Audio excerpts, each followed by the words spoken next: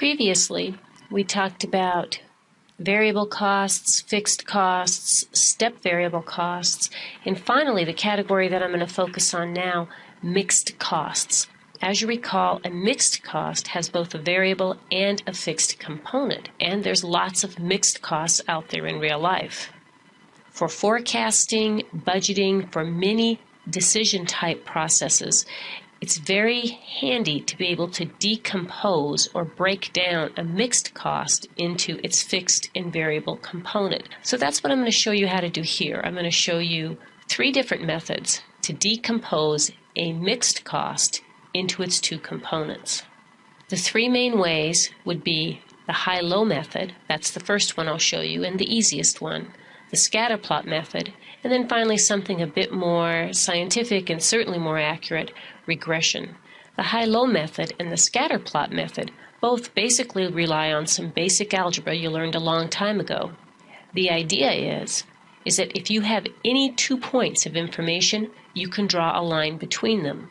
And if you have 2 points on a line, you can figure out an algebraic formula that represents that line.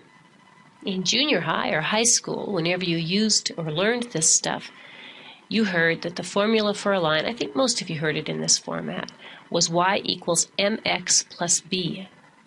B was the y-intercept, and m was the slope of a line. As you saw in the last video, we do the same thing in accounting. We just rename the variables and switch them around a little bit to this format. Our accounting representation, same basic idea, is y equals f plus vx. F, as you recall, the y-intercept, is fixed cost, so we're just replacing it with an f. And the slope, m, we're replacing with v because that's the variable cost per unit. So y is total cost is equal to fixed cost plus variable cost. Variable costs are computed as variable cost per unit times x, or variable cost per unit of cost driver times x, activity level of cost driver. So next, we're just going to use a couple of steps that are actually similar or exactly like what you, again, learned in junior high or high school to figure out how to solve for f and how to solve for v given a bunch of data points. This situation is a little more complex and a little bit more realistic than the example I gave you earlier with the photocopying shop. In this case, let's say X is number of packages that a company ships, and the packages are being shipped to a foreign country. Y is the cost of shipping the packages overseas to this foreign country. Our company is interested in being able to predict shipping costs given some predicted level of packages if possible. They use a variety of shippers, and the shippers have told them that it's a very complicated formula and rates change all the time and rules change all of the time. So no one's able to predict very cleanly for them what their shipping costs are going to be. But they've collected this data, and just for budgeting purposes and other purposes, they'd like to know an estimate so that given some number of packages shipped, what's a good estimate of what it's going to cost them for shipping. They've gathered data for 7 months here, January through July. This is all the data they have, and given this amount of data, they'd like to come up with a formula in this format, y equals f plus vx, that they can use for predicting costs. Now, one very easy way to do this is to rely on what I said a few moments ago, that if you pick any 2 points, you can draw a line between them. And once you have 2 points on a line, you can easily get a formula to represent that line.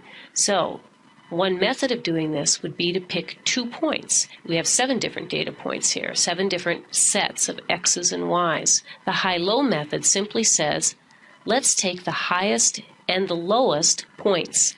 And highest and lowest, and this is important, are measured based on activity level. So what you do is you find the 2 points, the highest x and the lowest x. So using that rule, it looks like April is our low month of activity, and July is our high month of activity. So these are the 2 points that we're going to use to draw our line and come up with our formula for the line, our function. Now notice in this case, the low activity is associated with the lowest cost, and the highest activity is associated with the highest cost. That's not unusual, but it's not absolutely necessary either. The idea is that even if there was a higher cost associated with a different point than July's, you would still use July as the high point because, again, to determine high and low, we're basing it on X, or activity level.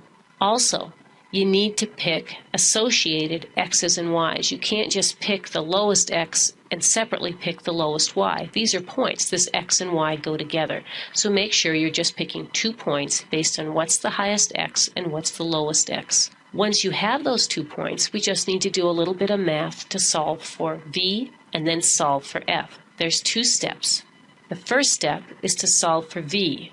V is the slope of the line, or the cost per package. To find a slope, you divide the change using these 2 points. You divide the change in Y by the change in X, and that will be the slope of a line. Let's look at how I solved it. The change in Y would be the difference between my high and my low Y. Change in X is the difference between my high and my low X. So, first the change in Y. 3,600 minus 1,200 is 2,400. My change in X, 800 minus 200, is 600. To find the slope, I simply divide the change in Y, 2,400, by the change in X, and it gives me a slope of 4, or $4 per package. What that means is, for each additional package shipped, total cost of shipping seems to increase by $4. Alright, so now we've solved for V. Step 2 is to solve for F, the fixed cost portion. And we do that by simply plugging information that we already have back into the function for a line, y equals f plus vx.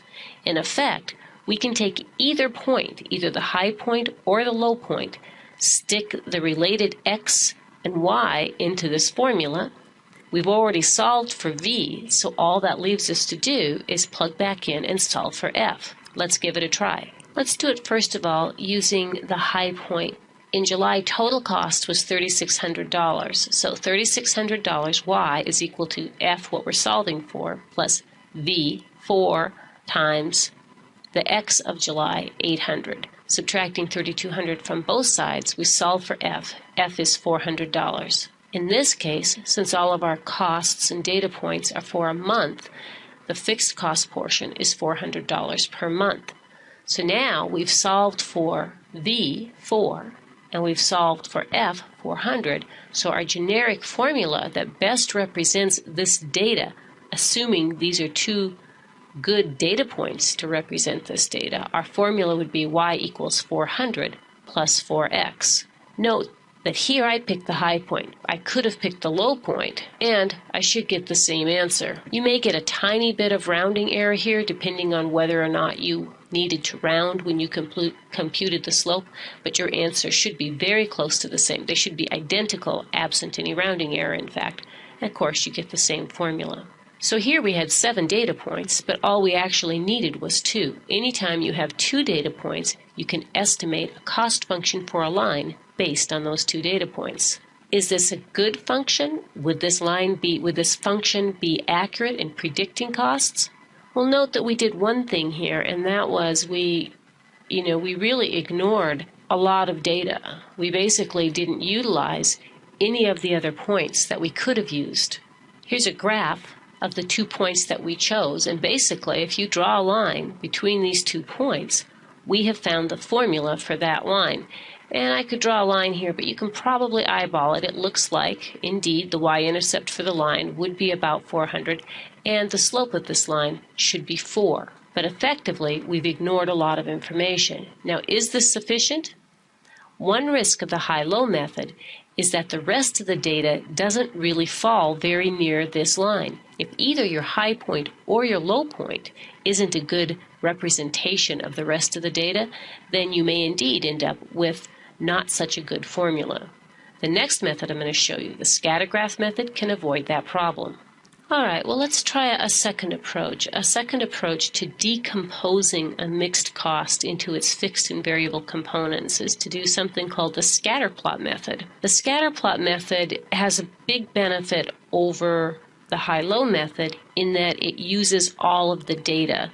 It's more difficult to use. It takes more time because what you actually have to do is you have to draw what's called a scatter plot graph. So I've used Excel and I've done a scatter plot graph of these points. So previously we drew a line and we chose the high and the low point when we did the high-low method just based on what that method told us to do. Now that we have a chance to visually inspect and see all of these points, it might look like use of the high-low point might result in a line that has most of the points above the line.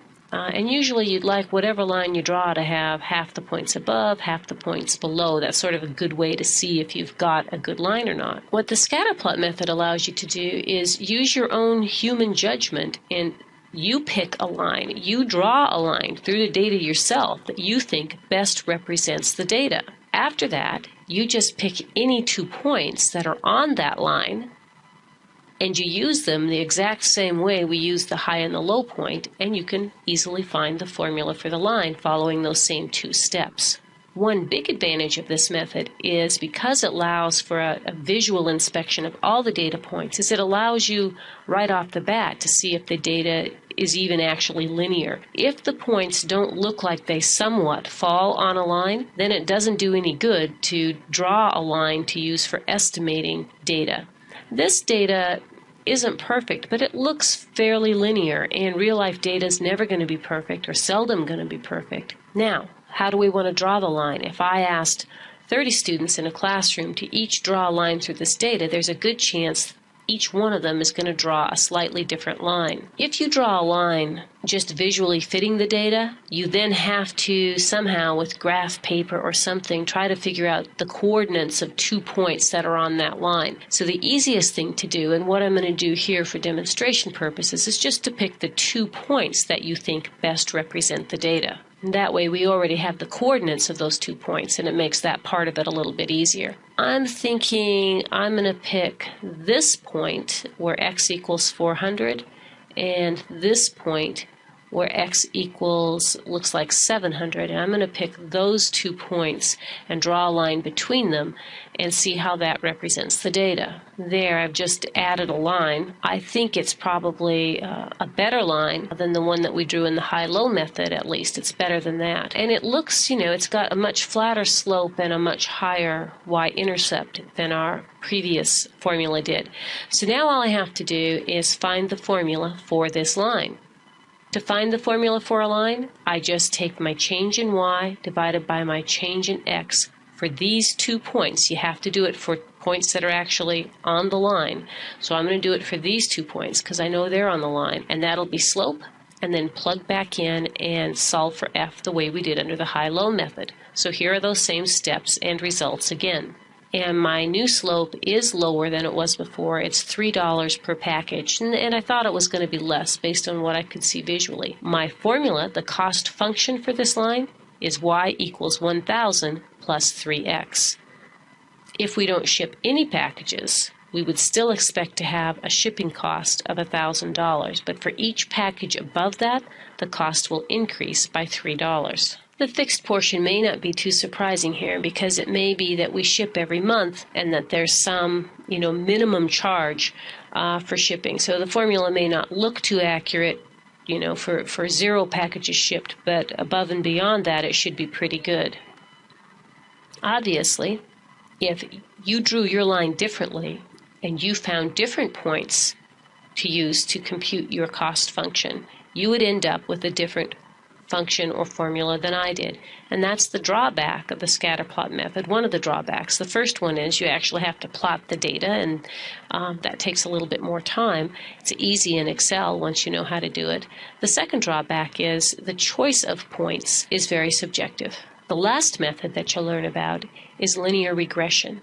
And the biggest benefit of linear regression is that it statistically gives you the best formula for any given set of data points. So we'll do that one next. In this segment, we're going to be talking about a third way of decomposing a mixed cost into its fixed and variable portions. In way of quick review, this is what we're looking at. We have this mixed cost, which is the cost of shipping packages. Our cost is our Y variable, or our dependent variable. And we've tracked data, a cost driver that we think explains shipping costs, and that's number of packages. So we've tracked data for 7 months. Our independent variable X is number of packages, and our dependent variable is Y, shipping costs. Previously, we've looked at 2 different methods to come up with a cost function, a formula for a line that we could use to predict Y given any X. The formula that we came up with using the high-low method was this one, Y equals 400 plus 4X. And the formula that we came up with using the scatterplot method, or at least this is one possible formula under scatterplot method. Remember, this method is subjective. You may have gotten a different function than I did. Here the answer was Y equals 1000 plus 3X. So we'd use this last formula in this way. If I told you that for August, the company planned to ship 520 packages, then you'd say, okay, we can predict total shipping costs to be 1,000 plus 3 times 520. And that's the way which we'd use the function. Just eyeballing it, I thought that my line under scatterplot was probably a better or more accurate line for predicting than the one under the high-low method. The method I'm about to show you, regression, will give us the most accurate line, the most accurate possible cost function for this particular set of data. So that's the biggest benefit of this next method, regression. It gives you the most accurate cost function possible for any given set of data. It does that by statistically choosing the line that minimizes the sum of the squared deviations from that line. Many of you have had a statistics class and you've seen regression. If that's the case, you probably have seen a lot more detail about regression, and you'll understand lots of the additional pieces of information that we're going to get when we run our regression in Excel. And if that's the case, then certainly I'm not showing you how to do regression or even how to interpret it, but hopefully you're at least seeing one really practical application of regression in business. On the other hand, if you haven't had a stats class or don't remember regression from the last time you may have had a stats class, then this will be a very simple introduction to regression, and you'll certainly learn enough to know how to do a simple regression, and more importantly for this class, how to interpret the results of a regression and understand why you would use it. Go to the Data menu and you choose the Data Analysis Tools, and if you don't have this option, then you need to do an add-in. It comes with Excel, but you don't get it automatically. You actually have to add it in. So see help for how you would do that. But I'm going to choose Data Analysis and come down here and choose Regression.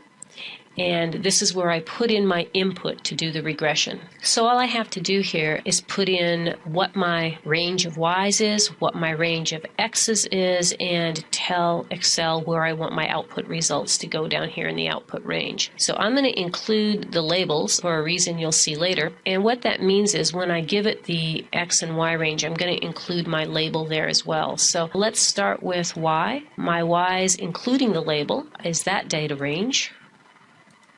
My X, including the label, is this data range. And I'm just going to put my output on the same spreadsheet to make it easier to see, and I want it to print out starting there.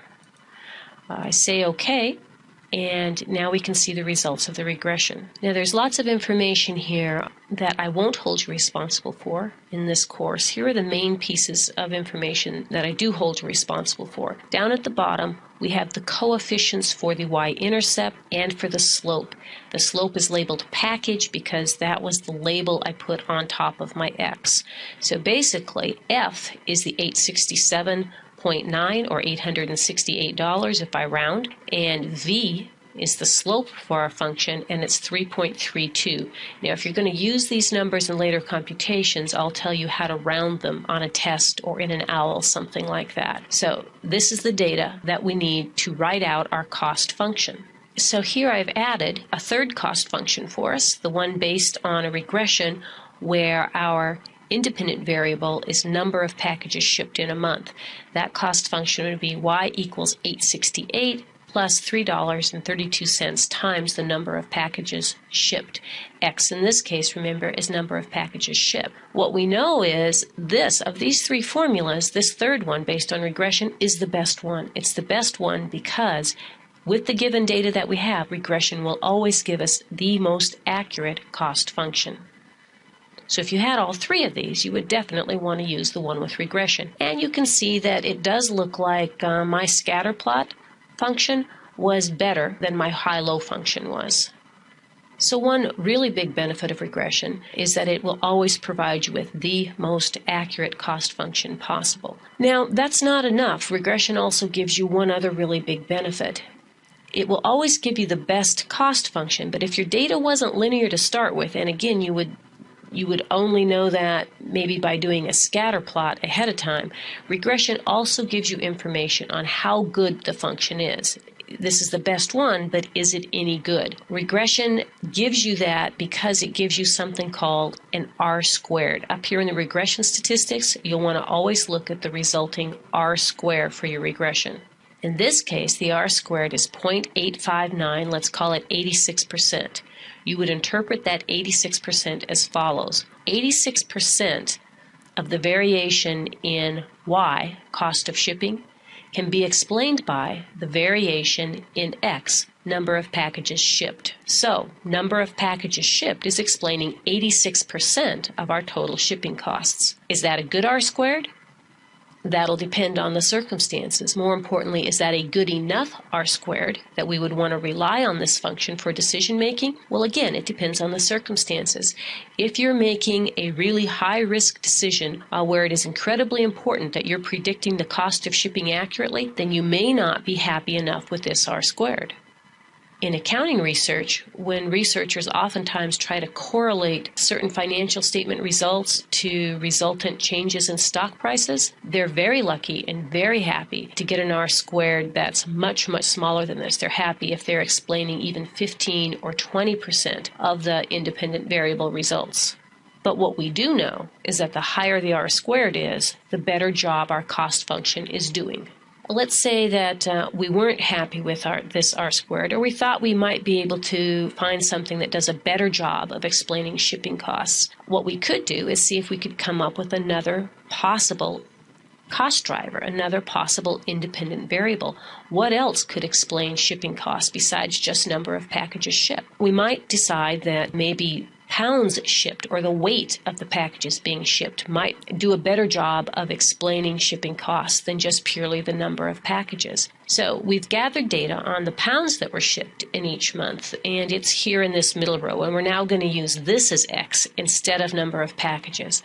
I've regraphed. I've got a new scatter plot over here, which again isn't necessary for regression, but it's nice to visually inspect the data. And once again, you can see it looks like pounds is a fairly good linear representation as well. Well, let's find out what the coordinates would be for the best possible line to fit this data on pounds. Okay, well, I did the same steps that we did together before, and here are my results.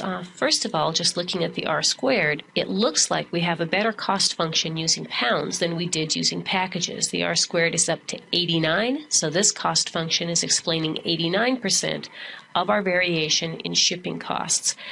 We have a new formula. This time the slope is based on number of pounds instead of number of packages. So these would be the coefficients. F is 255 and slope would be $1.91. This would be our new cost formula. Now we know that these regression formulas are more accurate than the high-low or the scatter plot formulas. We also now know that this last formula is better than the formula based on number of packages from regression because the pounds formula has a higher R-squared than the packages formula. So far, this fourth formula would do the best job for us of predicting or explaining total shipping costs. Do we have any other options? Well, we could look for more independent variables and see if we could find a better one. But another approach would be to do multiple regression. It's very difficult to do multiple regression, very time-consuming to do multiple regression by hand, but it's just as easy to do multiple regression with Excel as it is to do simple linear regression. And the idea behind multiple regression is to recognize that it might be a combination of both of these cost drivers, number of packages and number of pounds shipped, that actually drives or causes our total shipping cost. So multiple regression will take into account more than one X. You have more than one independent variable in a multiple regression. In effect, a scatter plot would be a three-dimensional scatter plot. So you'd have an axis Z coming out of the origin, and you'd be plotting your points in 3 dimensions and then coming up with a 3-dimensional cost function to account for it. Once you get more than 2 x's, but you can have more than 2 independent variables as well. Let me show you the approach in Excel. It's almost identical to what we did previously. I'm going back to my data menu, choosing data analysis and regression. My Y range stays the same. I'm going to put my output in the same place. I want labels. The one thing I'm going to change is my X range. My X range, and I'm including the labels again. It makes it easier to figure out which slope is which. That's my X range, and I'm ready to go. So let's look at the results of the multiple regression. First of all, we can see that we did get a fairly significant improvement on our R-square. With both of these variables, we're able to explain 97% of the variation in shipping costs. Down below, we can see we now have a different F, a different y-intercept, and in a multiple regression, you're going to have a slope for each independent variable. So I have 2 slopes instead of 1. So now I've added our 5th cost function to the list up here. This last one would be the best one, and whether or not it's worth the time to track 2 independent variables, it will depend on the situation and again how important it is to get a certain specified R-squared. This cost function was y equals $324 a month plus $1.70 times the number of packages shipped that month plus $1.14 times the weight of the packages shipped that month. Those things added up together would give you a decent prediction of total shipping costs for the month. A multiple regression will always have a higher R-squared than a simple regression. You can't explain less, you can only explain more. But whether or not it's worthwhile to add another variable depends on the situation. If there's only a small increase in the R-squared, you wouldn't want to do a multiple regression in lieu of a simple regression. The additional work isn't in the math because, as you could see, it's just as easy to do it in Excel. The additional work comes from compiling the data for 2 independent variables instead of 1. You'll see that for a lot of class problems and test problems, I'll have you use the high-low method simply because you should all get the same answer and you're showing me that you understand the concept behind cost function, slope, y-intercept, etc.